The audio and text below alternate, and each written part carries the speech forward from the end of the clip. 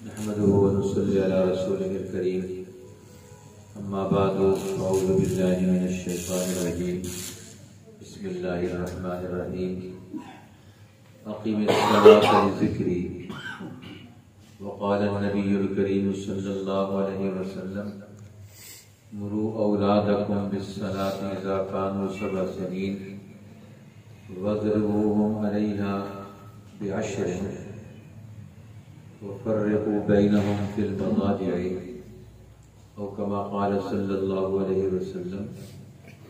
محترم حاضرین، آج یہ ہمارا دین کی عملی نسبتوں کے اعتبار سے یہ جمع ہونا حاجی زرین صاحب اور ان کے گھر والوں کی ایصال ثواب کی، اور اسد صاحب ماشاءاللہ 10 سال کی عمر کو پہنچ جائے تو باقاعدہ نماز کی عملی طور پر سب کے ذہنوں میں آ جائے۔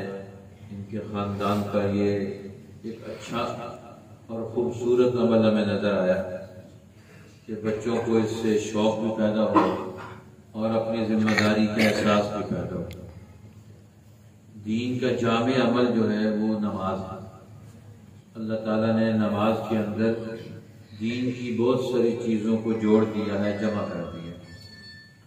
اس لیے نماز دین کا سب سے بڑا اور اہم ستون ہے۔ الصلاۃ عماد الدین، حضور علیہ السلام نے فرمایا نماز دین کا ستون ہے۔ من اقامها فقد اقام الدین، جس نے نماز قائم کی اس نے دین قائم کیا۔ من ہدمها فقد ہدم الدین، جس نے نماز کو گرا دیا اس نے دین کو گرا دیا۔ اسی لیے آپ صلی اللہ علیہ وسلم نے ایک اور حدیث میں فرمایا الصلاۃ معراج المؤمنین، نماز ایمان والوں کی معراج ہے۔ جس طرح معراج میں اللہ کے رسول صلی اللہ علیہ وسلم اللہ سے ملاقات کرنے کے لیے گئے، بندہ دنیا میں جب اللہ سے ملاقات کرتا ہے اس ملاقات کا نام نماز ہے۔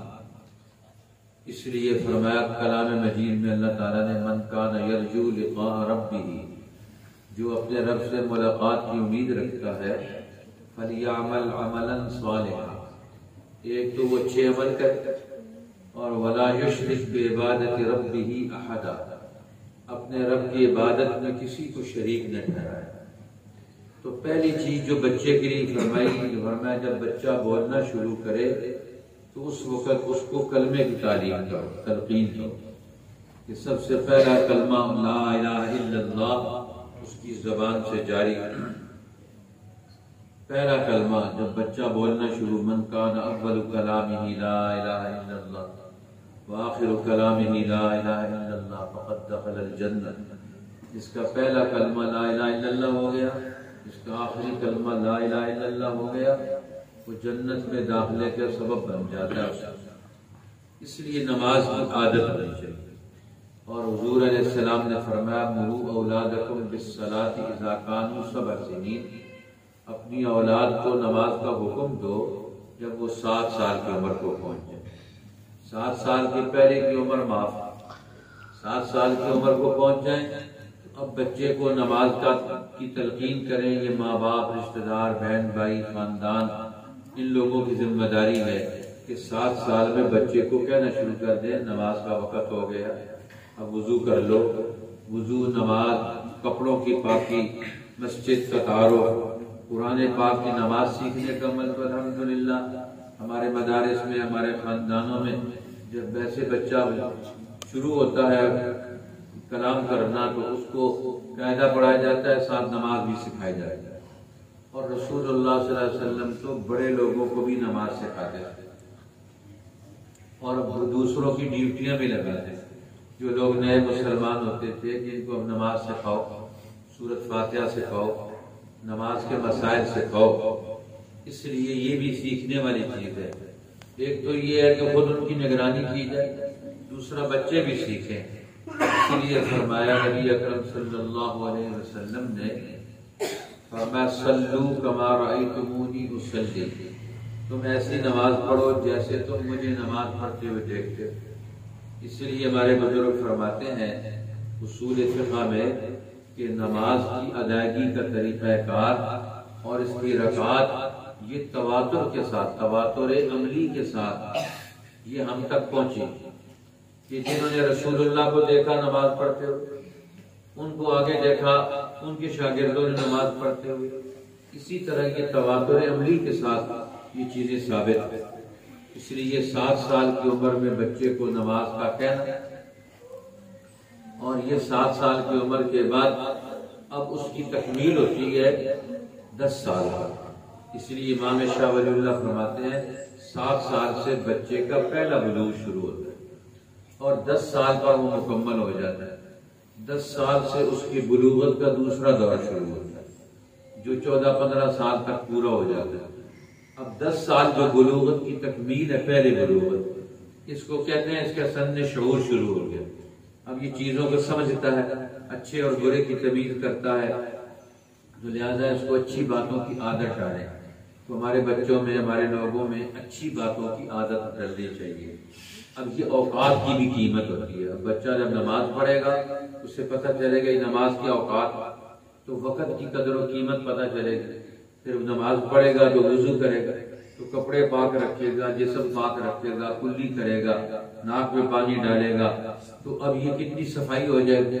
کپڑوں کی صفائی ہے، جسم کی صفائی ہے، صحت ہے۔ پھر نماز سیکھے گا، پھر جماعت میں شامل ہوگا، مسجد میں آئے گا، تو لوگوں سے ملے گا۔ یہ ایک بچے کا نیا دور شروع ہو جاتا ہے 10 سال کی عمر میں۔ فرمایا اگر 10 سال کی عمر میں نماز چھوڑ دے تو پھر اس کو تنبیہ کرو، وَاضْرِبُوهُمْ عَلَيْهَا بِعَشْرٍ، 10 سال کی عمر میں اس پر سختی کرو، نماز نہ چھوڑے جاؤ۔ یہ ان کا اچھا طریقہ ہے ان کے خاندان میں ماشاءاللہ، کہ یہ 10 سال کے بعد یہ سارے لوگ نگرانی کرتے ہیں بچہ نماز نہ چھوڑے، اس کی کوئی نماز قضا نہ ہو، صبح کی نماز میں نہیں اٹھائیں آگے 10 سال کے بعد بچوں کی کوئی نماز قضا نہ ہو۔ یہ بہت بڑا نقصان ہے کہ بچے کی نماز قضا ہو جائے، بڑوں کی نماز قضا ہو جائے۔ اور فرمایا ایک یہ بھی حکم ہے وَفَرِّقُوا بَيْنَهُمْ فِي الْمَضَاجِعِ، 10 سال کی عمر میں بچوں کے بستر بھی الگ کر، وہ اکیلے اکیلے بستر میں سوئیں، کٹھے کٹھے بستر میں نہ سوئیں، یہ بھی حکم ہے۔ اس لیے نماز بہت بڑی عبادت ہے۔ جب ہم اللہ سے ملاقات کرنا چاہتے ہیں تو ہم نماز پڑھتے ہیں۔ ان العبد اذا صلى يناجي ربه، جب بندہ نماز پڑھتا ہے تو وہ اپنے رب سے باتیں کرتا ہے، اپنے رب سے سرگوشیاں کرتا ہے، اپنے رب سے ہم کلام ہوتا ہے۔ اس لیے یہ معمولی چیز نہیں، فوراً بندہ ہارٹ لائن پر اپنے رب سے فوراً ملاقات۔ اس لیے نبی اکرم صلی اللہ علیہ وسلم نے فرمایا، کیونکہ کلام مجید کا بھی حکم ہے وَاسْتَعِینُوا بِالصَّبْرِ وَالصَّلَاةِ، اللہ سے مدد مانگو۔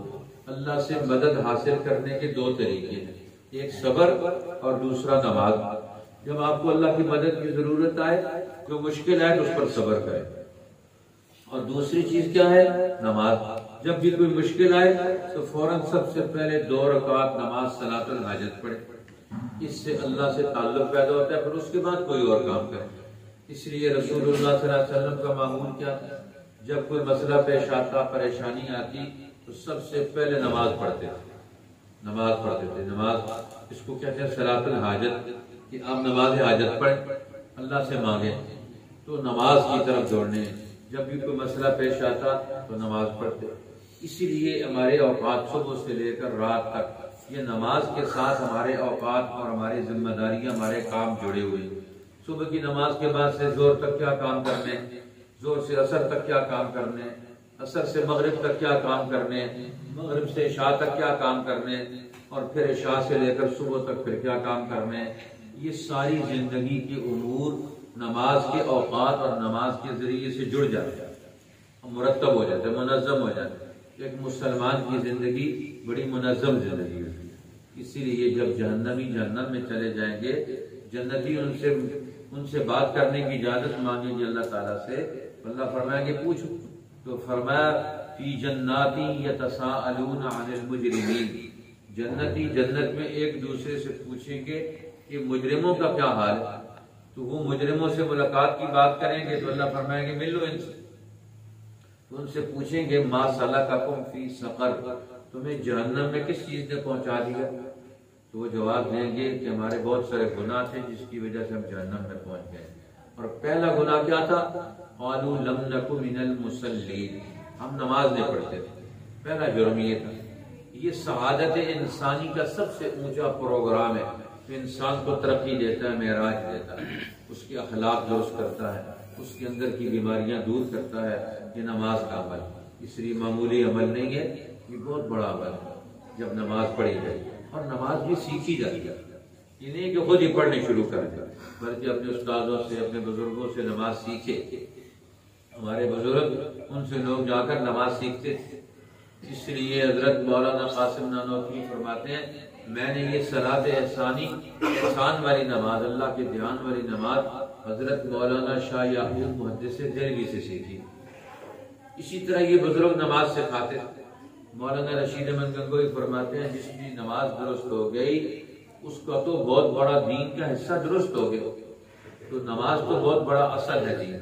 اللہ ہمیں اس کی توفیق عطا فرمائے اور نماز کا ماحول اور معاشرہ بھی بنانے کی توفیق۔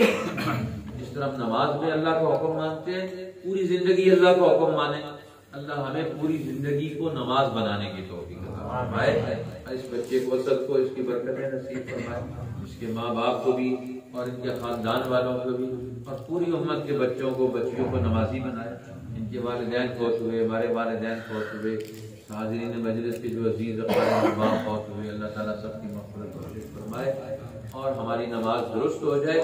نماز درست ہونے کے لیے نماز کے مسائل سیکھنا ضروری ہے، اس لیے اپنے اساتذہ سے، مفتی صاحب ہیں ماشاءاللہ یہاں بہت خدمات سر انجام دے رہے ہیں، قاری سعید صاحب ہیں، قاضی محمد طیب صاحب ہیں، ان سے رابطہ رکھے، نماز کے مسئلے پوچھا کریں تاکہ ہمیں نماز کی باتیں صحیح معلوم ہو جائیں۔ اسی طرح اس کی جو کتابیں ہیں ان کو بھی پڑھیں، پوری کتاب اول سے آخر تک، بڑے لوگ بھی پڑھیں یہاں۔ اب لوگ نماز پڑھتے نہیں، سیکھتے نہیں ہیں اور ویسے پڑھتے رہتے ہیں ساری زندگی، پھر نماز میں غلطیاں رہ جائیں گی تو پھر غلط نماز ہوگی۔ اس لیے نماز کامل تب ہوگی جب اس کے فرائض پورے ہوں، واجبات پورے ہوں، سنتیں پوری ہوں، مستحبات پورے ہوں، اس کی مکروہات نہ ہوں، اس کی جو توڑنے والی چیزیں ان کا ہمیں علم ہو جائے۔ اللہ تعالیٰ ہمیں پورا نمازی بنائے، پکا نمازی بنائے، کامل نمازی بنائے، تاکہ اللہ کے سامنے ہم جب جائیں ہم اس کے سچے اور صحیح بندے بن کر جائیں۔ وآخر دعوانا درود شریف پڑھ دعا الحمدللہ رب العالمین والعاقبۃ للمتقین والصلاۃ والسلام علی النبی الکریم وعلی آلہ واصحابہ اجمعین۔ رب اجعلنی مقیم الصلاۃ ومن ذریتی ربنا وتقبل دعاء ربنا اغفر لي ولوالدي وللمؤمنين يوم يقوم الحساب۔ اے ارحم الراحمین ہمیں نماز قائم کرنے والا بنا، آمین۔ ہماری اولادوں میں بھی سب لوگوں کو نماز قائم کرنے والا بنا، آمین۔ ہمارے دوستوں میں، ہمارے تعلق داروں میں، پوری امت میں سب لوگوں کو نماز قائم کرنے والا بنا، آمین۔ اے اللہ ہماری دعاؤں کو قبول فرما، ہمارے والدین کی بخشش فرما، آمین۔ کل ایمان والے مردوں اور عورتوں کی بخشش فرما، آمین۔ یہ بچہ صد نماز کی نیت کر کے نماز کے عمل میں ارادے سے، اس کے ماں باپ، اس کے والدین، اس کے چچا، خاندان والے اور یہ خود بھی نماز کی نیت اور ارادے سے اپنا عزم باندھے ہوئے، اللہ اس کو ہمت جرأت عطا فرما، آمین۔ مدد و نصرت عطا فرما، اس کے قلب میں ایمان کا نور نصیب فرما، آمین۔ پوری امت کو دین حق کی طرف رجوع عطا فرما، آمین۔ مفتی معین الدین صاحب ان کے ادارہ تعلیمات شریعہ اس کو ترقی عطا فرما، آمین۔ جتنے بچے بچیاں سب کو نیکی ہدایت عطا فرما، سب کے گھروں میں، خاندانوں میں برکتیں عطا فرما، آمین۔ ہمارا دوسرے ادارے جامعہ عائشہ للبنات محلہ نورون حسن ابدال،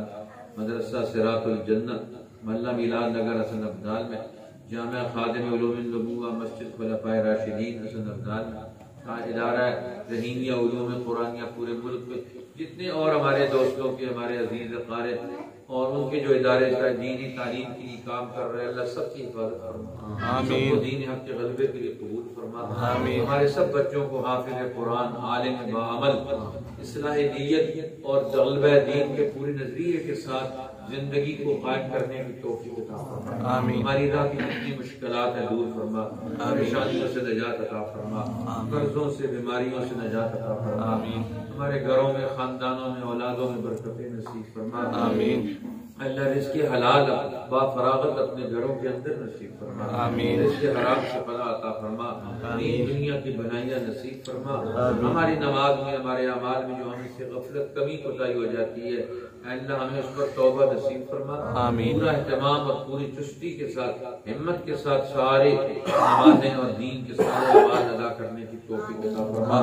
اللہم بارک لنا فیما آتیتنا وارزقنا حسن النظر فیما یرضیک عنا یا ولی الاسلام وآلہ ثبتنا على ملة رسولنا صلی اللہ علیہ وسلم وعلى الصراط المستقیم یا مقلب القلوب ثبت قلوبنا على دینک اللهم یا مصرف القلوب صرف قلوبنا الى طاعتك ربنا تقبل منا انك انت السميع العليم وتب علينا انك انت التواب الرحيم وصلى الله تعالى على خير خلقه سيدنا ومولانا محمد وآله واصحابه وآل بيته وازواجه وذرياته اجمعين برحمتك يا ارحم الراحمين۔